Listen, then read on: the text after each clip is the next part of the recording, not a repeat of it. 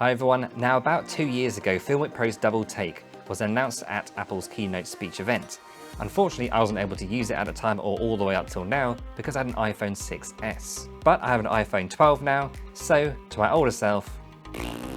So I'm really excited to get stuck into Filmic Pro's Double Take and show you my tutorial on this app for Filmic Pro's Double Take.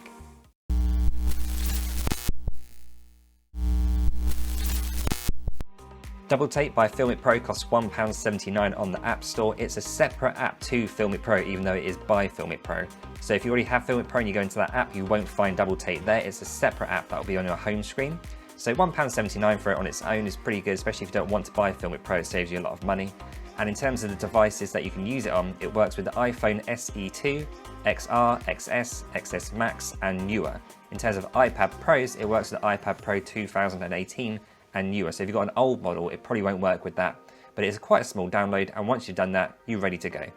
Now here we are in Filmic Pro's Double Take interface. So you can see we're now seeing two different screens, two different lenses. The A lens is the wide, which you can see that's taking up most of the screen, and the B lens is obviously the selfie camera, which is showing me. Hello.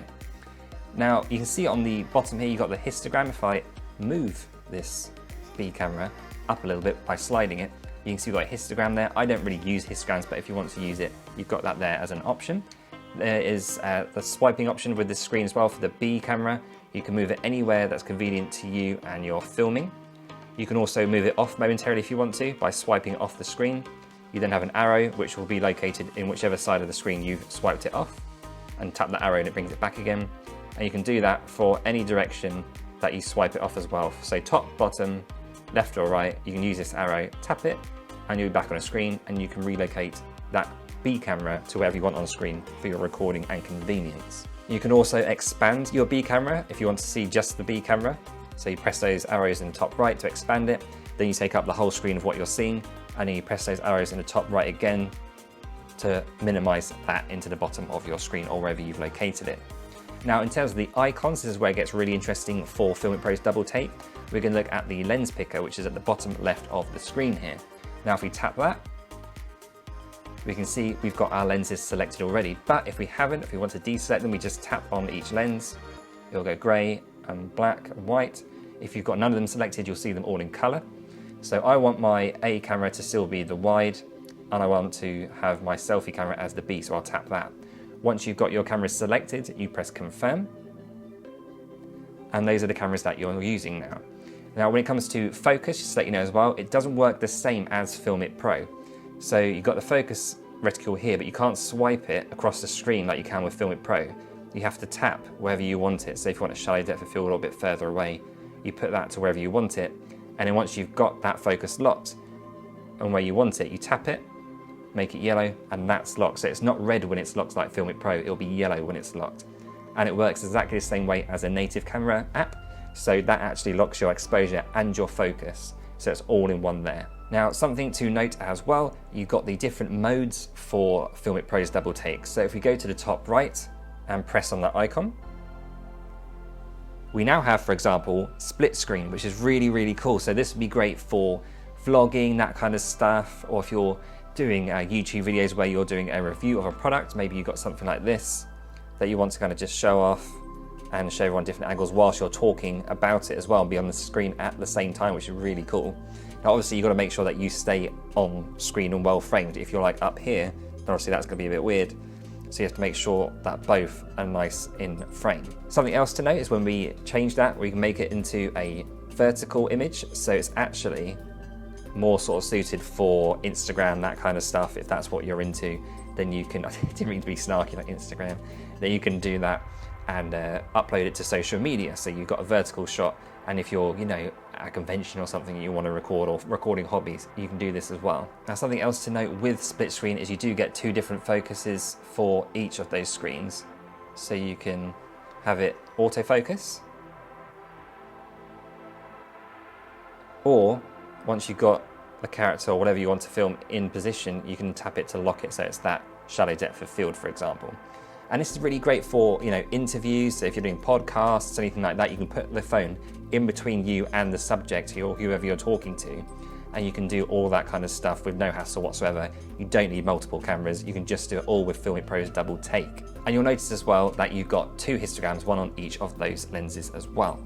So if we press the right icon to go into the next mode, this is discrete mode. So what's great about discrete mode is that you're filming both lenses separately but at the same time with the same audio.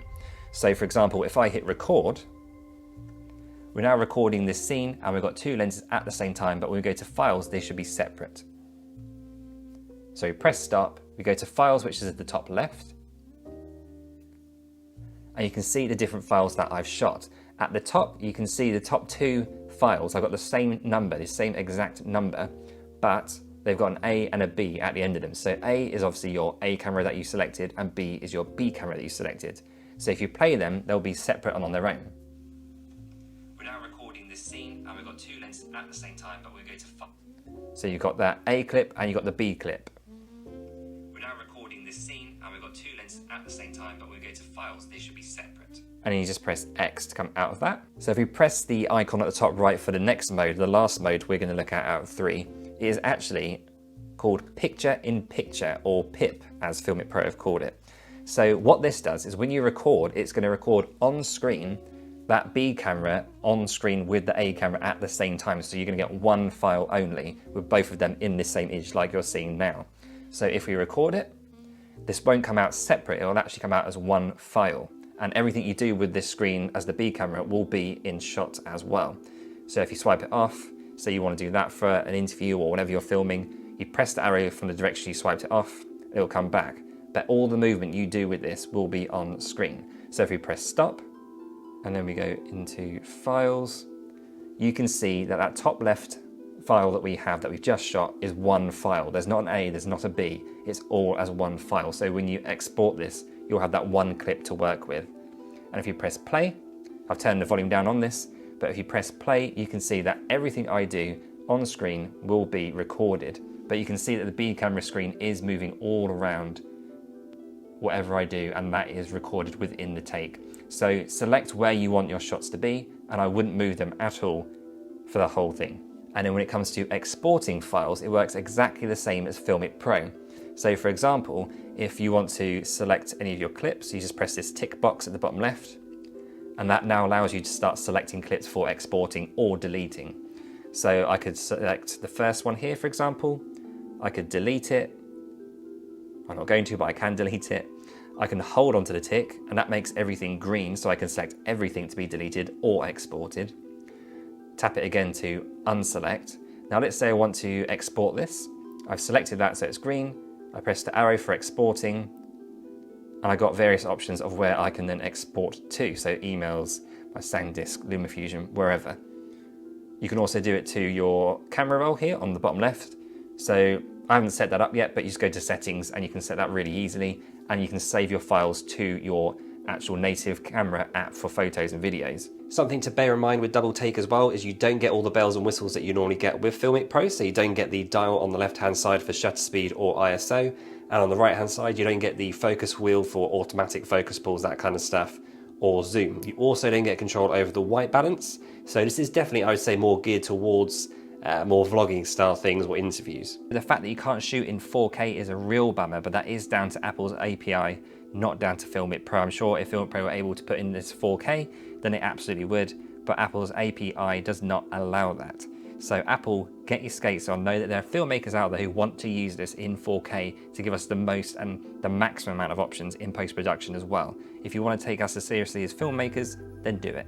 But it is a lot of fun, and there's a huge variety of things you could do with this. If you had 2 phones, you could potentially have 4 different shots from one interview or scene, which is kind of mad from phones, so which is really amazing, and see that advancement in smartphone filmmaking. Now, if you want to see more of my Filmic Pro tutorials, I suggest you hit the video playlist right here, where you can find out about how to do an automatic focus pull and everything else to do with Filmic Pro right there. Right here, YouTube will recommend a video that it thinks you would enjoy. See you on the next one. Take care. Bye bye.